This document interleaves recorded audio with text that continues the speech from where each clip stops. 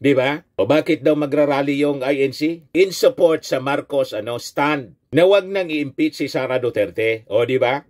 Ayaw ng kaguluhan po ng ating Pangulong Bongbong Marcos. Nang sabihin ni Sara na we reach a point of no return. Sabi ng ating Pangulo, never say never. Ibig sabihin, open sa reconciliation yung ating Pangulong Bongbong Marcos. Pero siyempre, nasugatan na po yung mga supporters niya. Mahirap na po ngayong panahon ang reconciliation. There is time for everything po. Ang sugat, hindi man pwede pong manghilom na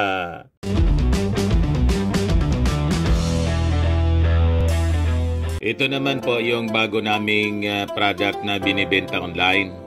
iGlow Serum, whitening po siya. Tingnan ninyo yung epekto sa aking anak na architect before and now. Yung mga inquiries po ninyo, dumiretso na lang kayo sa kanyang Facebook account, Riz Maravillas. Pag-usapan natin mga kababayan yung mga pangunahing balita ngayon, pati mga lumalabas na opinion ng mga columnist affecting the Marcos administration. At lalo na yung event mga kababayan sa Monday, January 13, yung INC rally, peace rally, na pilit mga kababayan na hinahijack ng mga DDS para pumabor sa kanilang agenda. Ayan kasi po nagpalabas ng official statement yung sikta ni Pacquiao. Suportado daw nila mga kababayan yung rally ng INC. Dati kaaway ninyo yung INC. Kasi magkaiba yung turo ninyo. Ngayon dahil sa politika, ginagamit ninyo yung INC rally. Na yung INC rally in support doon sa statement ng ating Pangulong Bongbong. Kaya nga po, yung Palasyo Malacanang nag-declare ng holiday. I mean, suspension of work in classes. Ayan, no government work, classes, and to cities. January 13 due to INC rally. Sabi yan ng Palasyo Malacanang. O ngayon, may column dito mga kababayan sa Inquirer na gusto kong pag-usapan natin, himay-mayin natin kasi pinalalabas mga kababayan sa column, there is a Marcos Duterte crisis. Ayan po, turmoil ahead. The Marcos Duterte crisis, naging krisis na po. Naging sanhi ng kaguluhan yung Marcos at Duterte. Mali man siguro po yung inyong pananaw. Sabi natin paulit-ulit sa mga previous discussions natin kasi ito yung laging binabanggit ng mga analyst. May away daw po ang Marcos at Duterte. Wala pong away ang Marcos at Duterte. May nang-aaway lang po. Kasi po, palaaway sila. Ang Marcos po, hindi man nang-aaway kahit po nung panahon ng kanyang tatay. Si Marcos Sr. mga kababayan, wala man yung walang ugaling makipag-away. Inaaway ng mga Aquino at mga kaalyado kung anong panggugulo yung ginawa sa ating bansa. Suportado ni Cardinal Sin at ng China. Kasi si Cory Aquino po, Chinese. Si Cardinal Sin, Chinese. Suportado ng mga Chinese businessmen. Makati Business Club. Yan po ang nangyari noon. At suportado ng China. Yung mga armed conflict po, rebellion, ang nag-supply po China. Kaya itong kaguluhan po ngayon, history is repeating itself. Dapat matuto tayo. Huwag tayong maniniwala na nakikipag-away yung ating Pangulo. Hindi po nakikipag-away. Inaaway lang po ang ating Pangulong Bongbong. At kailangan we have to support the President kasi siya po yung inaaway. Ang dapat na gawin natin, ikondena natin yung nang-aaway at tuldukan natin yung ginagawa ng taong palaaway. Pati yung sponsor ng taong nang-aaway, yung China. Yan po ang sponsor ng kaguluhan po ever since. Yun ang dapat maintindihan ng ating mga kababayan. Pag tayong padadala po dito sa ganitong uri ng mga pananaw, may motibo pong maitim. Malamang divide and conquer mga kababayan ang kanilang strategy. Guluhin para sila mga kababayan to make over the same group ang nasa likod.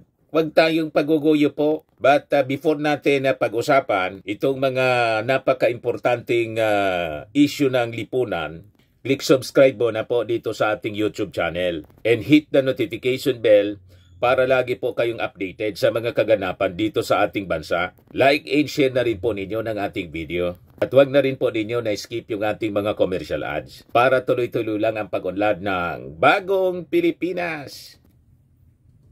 At itong ating programa mga kababayan, atid sa inyo nitong ating mga sponsors. Firmax Firming and Lifting Cream. Pinapay po sa mga pulses in affected area. Mainam po ito sa mga pains at paninigas ng mga kaso-kasuan. Ito sa mukha naman yung application, anti-aging, Automax po siya. Ito ay Glow 60 mga kababayan. Whitening po siya. Made in South Korea. Ito naman po, Ningxia Red Mix Fruit Drink. Gawa po siya sa goji berry. May anti-cancer properties po siya. At sa mga nagana po ng malinis and spacious fitness gym, pumunta lang po kayo sa aming Colossal Fitness Gym. May Grab car rental din po kami. At bills payment po sa aming office. At saka sa mga mahilig po sa mga imported bags, manood po kayo sa live selling ni Madam Aileen Rosales sa kanyang Aileen Closet po. Pati mga shoes, ito yung kanya po. Ito yung kanyang page. Kita ninyo, napakagandang mga online selling po siya. Si Madam Aileen Rosales. Cellphone number niya po, 773-798-7816. Balikan natin mga kababayan yung ating kwento. Unahin natin itong official statement ng sikta po ni Pacquiao, ni Kibuloy, kasi ginagamit nila yung rally na gagawin po sa Monday ng INC. Manggagamit po, talagang mangga.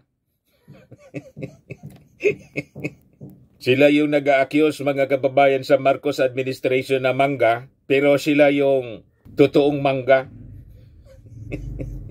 Advisor ni Sara Duterte na nagsabing mangga. Referring to Amy Marcos tapos kay President Bongbong Marcos. Yan pinalalabas nila, ginamit yung mga Duterte. Baliktad po eh. Ang mga Duterte ang nanggamit. Yan po yung malinaw. Nagamit po yung mga Duterte ang Marcos. Ngayon, nang hindi ipagpatuloy mga kababayan yung agenda nila, nagalit. Hindi man po pwede yung agenda nila. Pro-China yung agenda. Hindi pwede pong isacrifice ng ating Pangulong Bongbong Marcos ang sovereignty ng ating bansa. The national interest po. Yung mga pinagsasabi ni Sara na yun ang ikinagalit niya, walang balidong base po. Kasi hindi siya nagsisilbi sa interes ng ating bansa. Kung yung agenda ng kanyang tatay, ang gusto niyang ipagpatuloy ng ating Pangulong Bongbong Marcos, that is a no-no sa ating Pangulo. And it is, approve ng majority ng ating mga kababayan. Galit yung ating mga kababayan sa ginagawa ng China sa atin. Kaya yung mga politicians, mga kababayan na pro-China, sad-sad sila sa survey ngayon. Kasi na-educate na yung ating mga mamamayang Filipino. O ngayon, ito yung official statement ng Kingdom of Jesus Christ, KOJC ni Pacquiao. Yan may official statement sila. Pinalabas kahapon, sabi dito, Pastor Apollo C. Kibuloy, in the Kingdom of Jesus Christ are praying and imploring the guidance of Almighty God for the massive INC rally at Quirino Grandstand and similar rallies across the nation attended by millions of their membership and other civil and religious groups and organizations. Suportado daw nila kasi ang perception ng mga DDS po, ang agenda nila gamitin yung INC rally para isulong yung agenda ni Sara. Walang ganon. Sinupalpal na ng mga taga-INC po, yung riniplay natin na statement ng anchorman ng Net25. Ito anya na national rally. National Rally for Peace. Hindi pwede dito na isigaw yung Marcos resign or in support sa Duterte. Walang ganyan. Kung gusto niya ninyo, magsarili kayo. Gumawa kayo ng sarili niyong rally. Pero matigas ang ulo ng sikta, mga kababayan ni Kibuloy. Gusto nilang gamitin ito. They want to hijack just like the DDS. They want to hijack the rally at palabasin anti-Marcos ito. And pro-Duterte, pro-Sara rally. Hindi man po ganon. Yan ang motibo nila, mga kababayan, sa pagpalabas nitong official statement. Kaya basagin natin po ngayon. The KOJC prays for the enlightenment and discernment of peace and unity of the Filipino nation. Kung yan ang intensyon ninyo, peace and unity, ang ipanalangin po ninyo si Kibuloy mismo. Ipanalangin ninyo yung sarili ninyo. Kasi walang peace and unity na isinusulong po. Wala kayo mismo. Kayo yung nagsusulong ng kaguluhan. Di ba yan ang laging naririnig sa inyo? Accusing Marcos na bangag.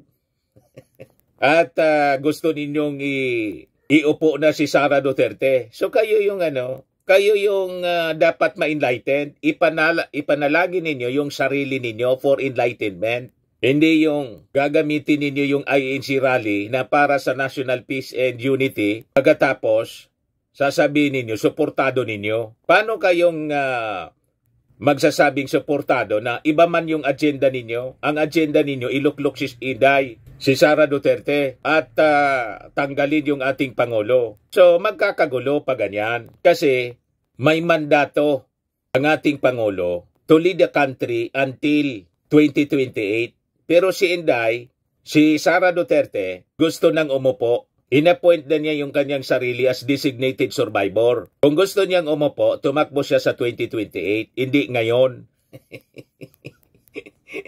Tama? Sabi pa rito, be awakened that righteousness and righteous leaders will finally lead this nation to progress, peace, prosperity, and stability, especially in times of its darkest hour. Ang sinasabi ninyong darkest hour, kayo yung may gawa.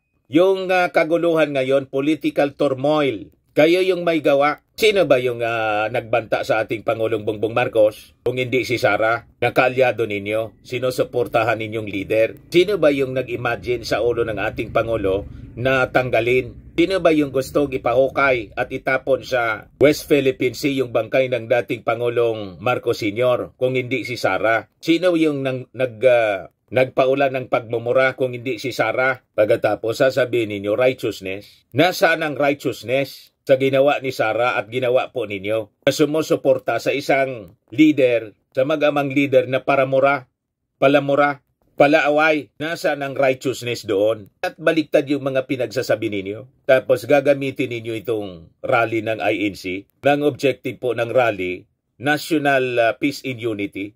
Sa inyo po, walang national peace and unity. Bakit? Nasa unity team si Sara, biglang umalis. Hindi man siya tinatanggal ng ating Pangulong Bongbong Marcos as DepEd Secretary. Nag-resign siya. Ayan tuloy. After na pagmumurahin niya yung ating Pangulo at pagbantaan, tinanggal siya sa National Security Council. Deserve niya yon. Kasi pinagbantaan niya, siya na mismo yung threat to national security at sa buhay ng ating Pangulo. So tama lang yung naging desisyon ng ating Pangulo. Tapos sasama kayo dito, sasabihin ninyo, suportado ninyo yung national unity and progress, national unity, prosperity, and stability. At nananalangin kayo for enlightenment. Ipanalangin ninyo yung buhay ninyo. Kasi yung sinasabi ninyong righteousness, hindi man totoo na righteousness ang sinusulong ninyo. Liko-likong landas ang inyong tinatahak, hindi tuwid na daan. Nanggugulo kayo pagkatapos sasabihin ninyo, tuwid na daan, righteousness, ang sinusupport ninyo, palamura, palaaway na leader, tapos you are praying for righteous leaders. Be awakened that righteousness and righteous leaders will finally lead this nation to progress, peace, prosperity, and stability.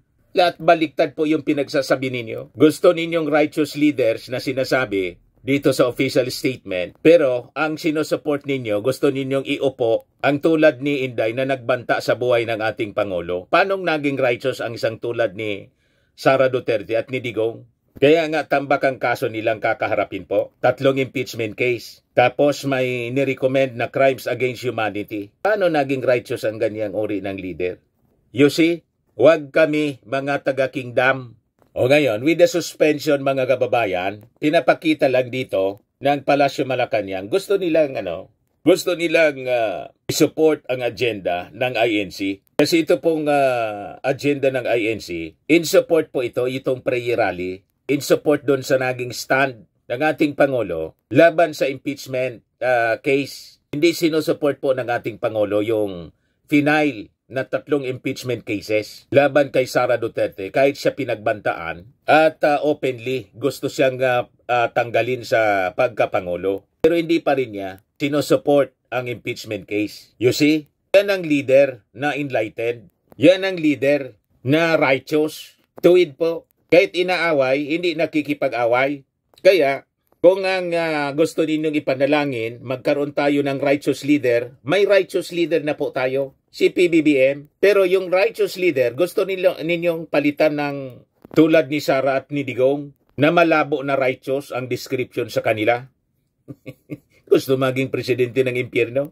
Paano naging righteous ang gusto maging presidente ng impyerno? Tama po yung ating mga analysis. So naglabas ng memorandum yung Palasyo Malacanang. Memorandum Circular number 76 declaring the suspension in view of the numerous participants expected to travel to the 2 cities for the rally and to allow the organized conduct of the event. Sabi po ni Executive Secretary Lucas Bersamin. Pinirma niya yung memorandum circular by authority of the President. So, suportado ng ating Pangulong Bongbong Marcos yung rally ng INC. Kaya malabo na yung rally ng INC ay maging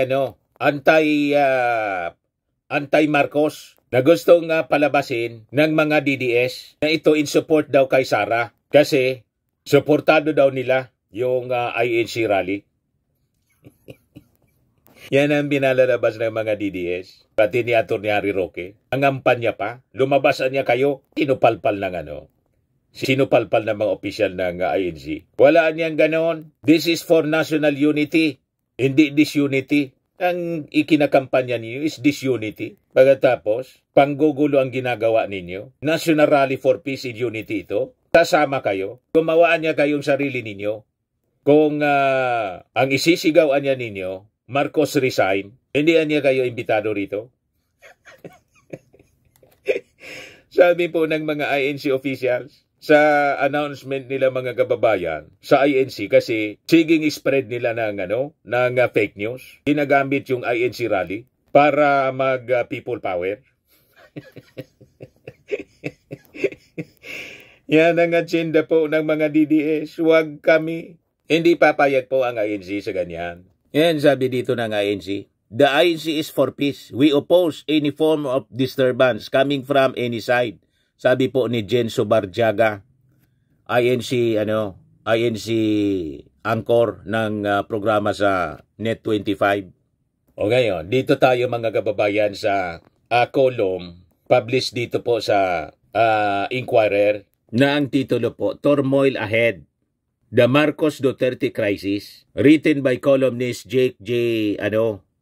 Madiraso. Sa pag-usapan natin, titulo pa lang po, disagreed na tayo, disagree. Kasi po, kung may kaguluhan na nangyayari, at sa mga darating na araw, magkagulo po, walang kinalaman po yung Marcos. So hindi pwedeng tawagin na Marcos Duterte Crisis yung turmoil. Just like mga kababayan nung panahon ng tatay ng ating Pangulo, hindi po sanhi ng kaguluhan yung Marcos Sr. Kung nagmarsyalo, and in fact, nung magmarsyalo po, tahimik sa Pilipinas. Bakit po nagmarsyalo? Nagmarsyalo kasi may nanggulo. Yan po yung rason. Ang nanggulo po, yung mga Aquino. Gusto nila, mga kababayan, na sila yung pumalit. Nainggit sa mga Marcos. Kasi napakagaling ng dating Pangulong Ferdinand Marcos Sr. Kaya nga 20 years, walang talo. Hindi na natatalo po. Ginawa nila, pinatalsik po. Yun, gano'n na narrative ang kanilang binubuo ngayon, mga kababayan. Pinalalabas ng mga Duterte na may same pattern niya. Gusto niya na mag-perpetuate sa poder yung Marcos. Ayaw na anyang umalis. Paano aalis yung ating Pangulo? Nangangalahati pa lang. Papaalisin na ninyo. Ang term of office ng ating Pangulo will end sa 2028. Ngayon, 2028, pwedeng kumandidato kahit sino ang gusto ninyong kumandidato. Gusto ni Sara na magpresidente, di kumandidato siya pagkapangulo. Huwag siyang magalit kay Martin Romualdez kung lumaban pagkapangulo. Kasi karapatan ng sino man na tumakbo. Kung matalo si Martin, wala na kayong paki. Problema na yun ni Martin. Tama? Kasi lagi pong sinasabi ni Sara, hindi ka niya mananalo. Bakit ka nagagalit? Hindi naman pala mananalo sa paniwalaan ninyo. Tama? Pag ganyan po, that is a sign of insecurity. Kasi masyado kayong nagnanasa. In fact, mga kababayan, ang sobrang pagnanasa, the last, yan ang cause po ng conflict, ng away. Biblical po yan. Kaya sila nang gugulo kahit nung panahon. Nagnasa yung mga Aquino na sila na rin, mga kababayan, na dapat mamuno. Kaya inawa yung Marcos Sr. Kasi hindi na matalo-talo sa eleksyon. Ganon din ngayon, mga kababayan. Yan yung perception nila. Pag pinabueloan niya natin yung Marcos, si Marcos Jr., ganon din ang mangyayari. Kasi magaling yung Marcos eh. Kaya sinisiraan nila lahat ng programa, including yung AKAP. Kasi ginagamit yung AKAP para sa politika. Di ba ganon? Pinagnanasaan nila, mga kababayan, yung posisyon. The last, because of passions and lust. Sabi yan sa Bible. Bakit may conflict, may gera? Malinaw. King James Bible. Sabi sa James chapter 4 verse 1. From whence come wars and fightings among you? Come they not hence, even of your lust that war in your members? New King James Version, mas maintindihan natin. Where the wars and fights come from among you, though they not come from your desires for pleasures that war in your members. Yung maupo pa nung presidente, pleasurable.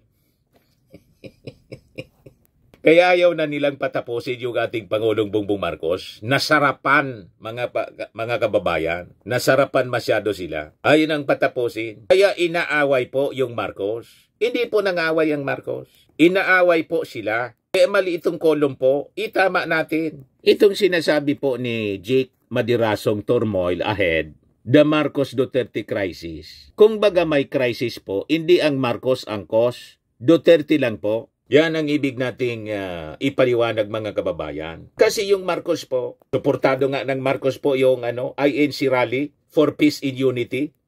Di ba? O bakit daw magrarally yung INC? In support sa Marcos stand na wag nang i-impeach si Sara Duterte. O di ba?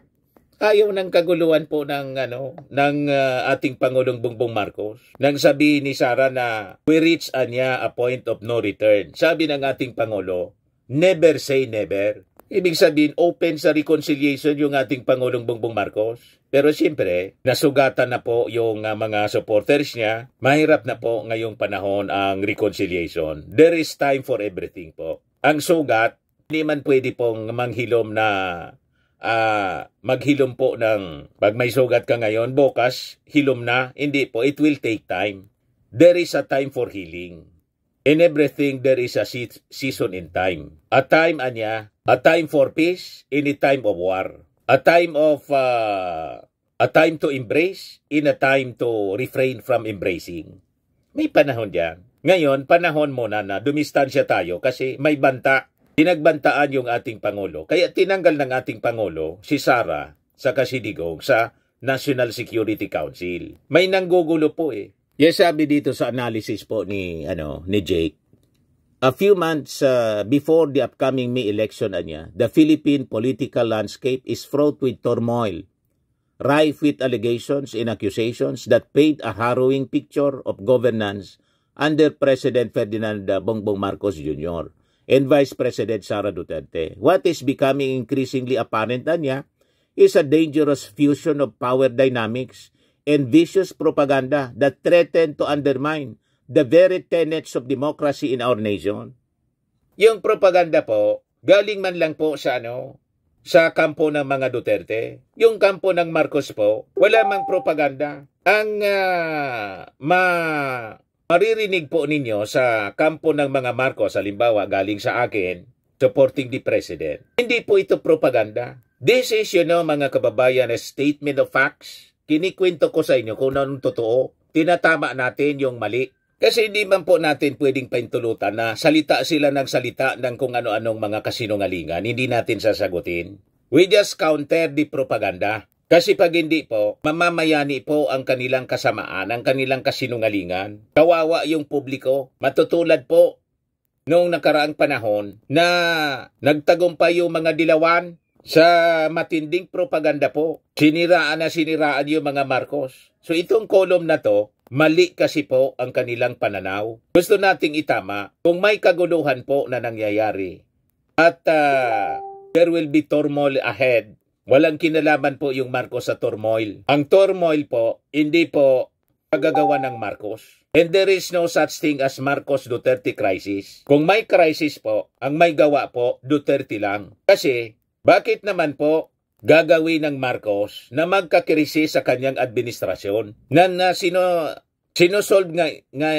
Sinosolve nga po niya yung mga problema, yung kaguluhan, yung hindi pagkakasinundo, kahit siya pinagbantaan na, open pa rin siya for peace and reconciliation. May nanggugulo. Kaya kung magkagulo dito sa ating bansa, it is not because of Marcos. It is because of the groups na nanggugulo po. Bakit nanggugulo? Because of lust for power. Yan ang sabi sa Bible. For whence come wars and fightings among you? Come they not hence even of your lust that war in your members? The lust, pagnanasa. Nagnanasa kasi po ng hindi kanya. Ang Palasyo Malacanang, ang presidente po, ang nakaupo sa Palasyo Malacanang, si PBBM, siya yung ating ibinoto. Si Sara Duterte, binoto natin vice-presidente. So maghintay dapat ang mga Duterte na matapos ang turno ng ating Pangulo sa 2028. Pag 2028, ang dapat niyang gawin, kumandidato siya. Hindi yung magnasa siya, i-appoint niya yung sarili niya. As designated survivor, gusto nang i-take over yung panguluhan. Yon ang mali. Nagnanasa ng hindi kanya. Di sana, kung gusto mong magpresidente sana, kuminandidato ka na noong 2022, nilabanan mo na si Marcos, si PBBM, o si BBM. Yun naman yung paniwala ninyo na panalo kayo. Panalo pala kayo, hindi man kayo kumandidato. Tapos sasabihin ninyo, mangga.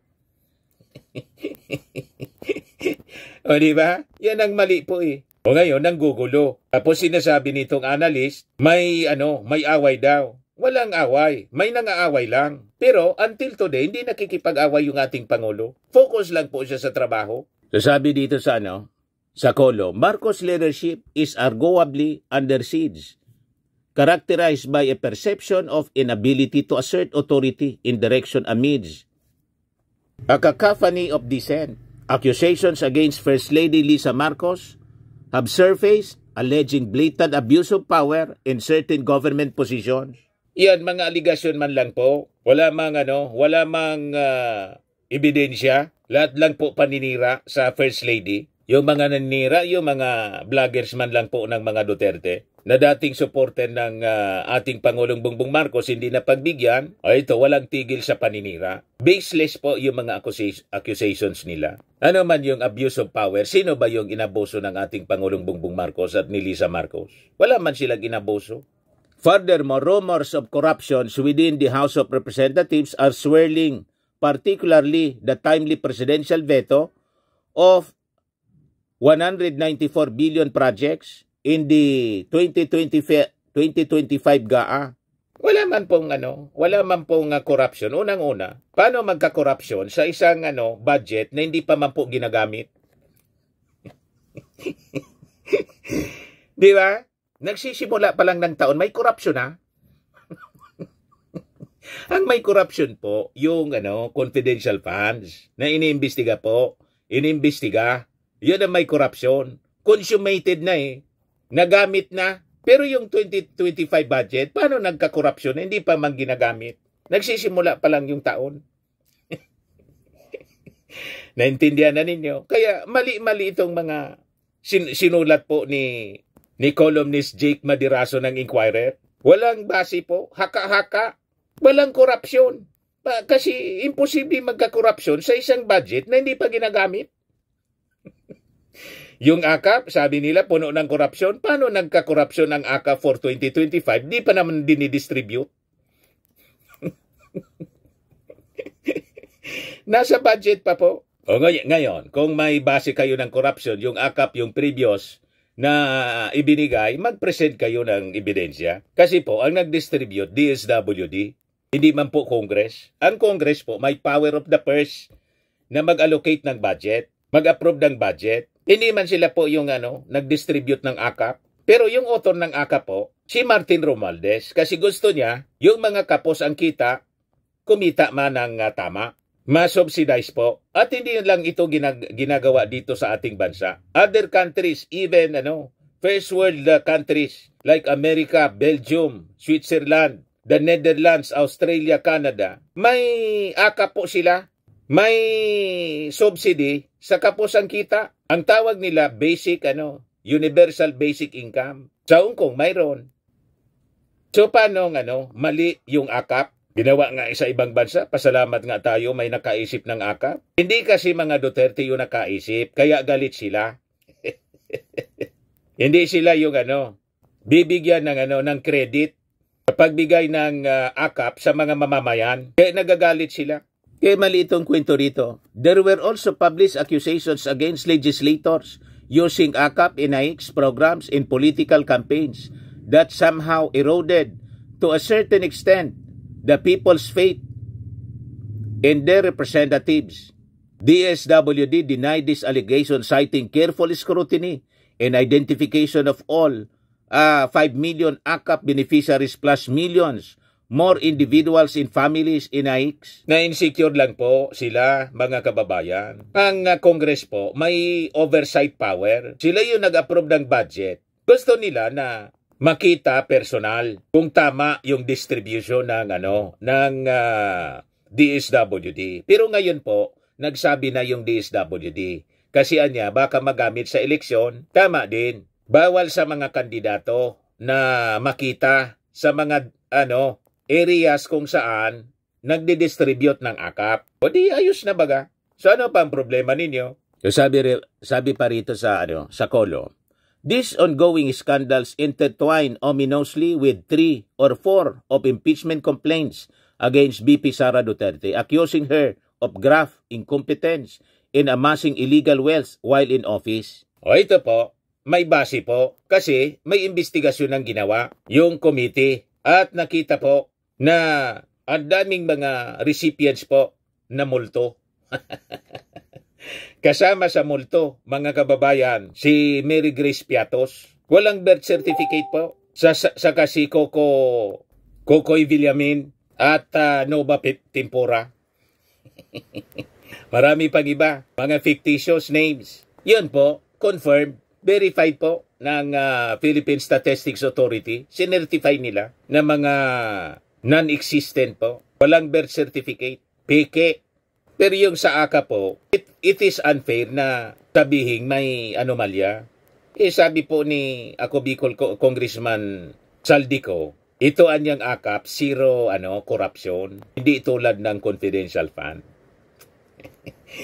Kasi direktaan niyang binibigay sa mga beneficiaries. At yung beneficiaries po, real beneficiaries, nakikita po, transparent yung distribution, publiko po mismo ang nakakakita. Kasi nakikita ninyo yung distribution, well documented po. At DSWD ang nagsasagawa ng distribution. Hindi po mismo yung mga congressman. Kaya yung mga aligasyon laban sa mga congressman ng korupsyon in relation to AKAP distribution po, walang katotohanan, propaganda po, paninira man lang po ng kampo ng mga Duterte. So tandaan po natin, itong sinasabing turmoil o kaguluhan, kung may kaguluhan kayong nakikita, walang kinalaman po yung Marcos. Duterte po ang author ng kaguluhan. Kung may away po, hindi po Marcos ang nangaaway. Duterte po yung nangaaway. Kaya walang Marcos Duterteng away. May nangaaway lang po sa Marcos. Malinaw na. Sa mga naganap ng malinis and spacious fitness gym, pumunta lang po kayo sa aming Colossal Fitness Gym. We also offer Grab Car Rental with our brand new 2023 model ng Toyota Innova. We also accept booking for those who are planning to travel via PAL, Cebu Pacific, and other airline companies, local and international, and bills payment for Meralco Bills, PLDT, Aleco Bills, etc. Ang Colossal Fitness Gym is located at 3rd floor Security Bank Building, Landco Business Park, Legazpi City, Albay.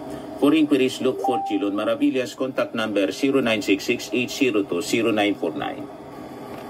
Yan yung aming Innova. Lagi na pong matao sa amin. Pati mga foreigners po, tingnan ninyo. Mga British tourists sila. Ang lalaki ng katawan na, mga kababayan, nag-gym sa amin. Ito naman po, Indian National. Ito mga mga European sila. Ito naman yung bago naming product na binibenta online, Eye Glow Serum. Whitening po siya galing sa South Korea. Tingnan ninyo yung epekto sa aking anak na architect entrepreneur, Riz Maravillas. For inquiries, look for Riz Maravillas on FB. Ito naman po, Firmax Firming and Lifting Cream. Pinapahid po ito sa mga pulses and affected area. Mainam po ito sa mga pains at paninigas na mga kasukasuan. Ito po, Automax Radiant Serum. Sa mukha naman yung application. Anti-aging po siya. You will look 10 years younger than your age. Sa mga cancer patients naman po, baka lang gusto ninyo itong itry. Nengxia Red Mix Fruit Drink. Hindi man po siya gamot, food supplement siya. Kaya lang, gawa siya mga kababayan sa goji berry. Yung goji berry may anti-cancer properties. Yung mga inquiries ninyo, dumiritso na lang kayo sa aming messenger sa Facebook para masagot namin agad. Ayos po, ako po si Dante Maravillas. Bye-bye. God bless.